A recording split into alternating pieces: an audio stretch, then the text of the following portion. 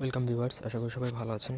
আজকে আপনাদেরকে দেখাবো একটা নকশা সাথে রাখবেন, সেটার দ্বারা কীভাবে সর্বজন বশীকরণ মানে সবাইকে নিজের প্রতি আকৃষ্ট করে রাখতে পারবেন। সবাই আপনাকে ভালোবাসবে। 10 জনের মধ্যে যে যদি আপনি একটা কথা বলেন তাহলে আপনার কথাটা প্রায়োরিটি পাবে, মানে প্রাধান্য পাবে। আবার মনে করেন যে না, আপনি কারোর সামনে উপস্থিত হয়ে কিছু কথা বলবেন, সেটা ছেলে হোক, মেয়ে হোক, বাবা হোক, মা হোক, আপনার স্টুডেন্ট হোক বা আপনার শিক্ষক হোক, আপনার মালিক হোক, অফিসের বস হোক, যাই হোক, আপনি যার সামনেই যাবেন সেখানেই আপনার কথাটা মূল্য পাবে, মানে প্রাধান্য পাবে। তো এটা হচ্ছে সর্বজন বশীকরণ, অর্থাৎ সবাইকে আপনি আপনার নিজের বাধ্য করে রাখতে পারবেন। পুরো ভিডিওটা শেষ পর্যন্ত দেখেন। অবশ্যই আমার চ্যানেলটা সাবস্ক্রাইব করবেন, লাইক কমেন্ট শেয়ার করবেন। আর আপনারা যদি এই ধরনের কোনো নকশা আমাদের থেকে নিতে চান অথবা বান্ধবী টু নাম আরও ইত্যাদি যে কোনো প্রকার কাজ করাতে চান, তাহলে স্ক্রিনে দেওয়া নাম্বার আছে, সেই নাম্বারে ইমো, হোয়াটসঅ্যাপ অথবা সরাসরি ফোনে কথা বলে আপনারা যে কোনো কাজ করাতে পারবেন, দেশে বা দেশের বাইরে থেকে।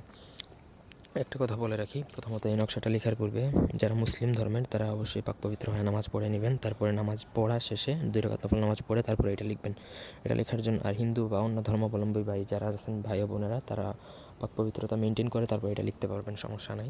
তার জন্য ফার্স্ট অফ অল ভোজপত্র বাধ্যতামূলক, ম্যান্ডেটরি। এটা ছাড়া অন্য কোনো কিছুর উপর এটা লিখতে যাবেন না, তাহলে কাজ করবে না। সেকেন্ড হচ্ছে জাফরান কালি। জাফরান কালি ব্যতীত এটা অন্য কোনো কালি দ্বারা লেখা যায় না। এবং এটা লিখার পড়বেন, আপনি যখন লিখবেন তখন আপনার আশেপাশে যেন কেউ না থাকে, তাহলে হবে না, নির্জনে। এবং এটা লিখবেন, লিখে আপনি আপনার সাথে রাখবেন। ছেলেরা ডান হাতে রাখতে পারেন, মেয়েরা বাঁ হাতে। আবার ছেলেরা নিজের ওয়ালেটে বা মানি ব্যাগে রাখতে পারেন, মেয়েরা নিজেদের পার্স ব্যাগেও রাখতে পারেন।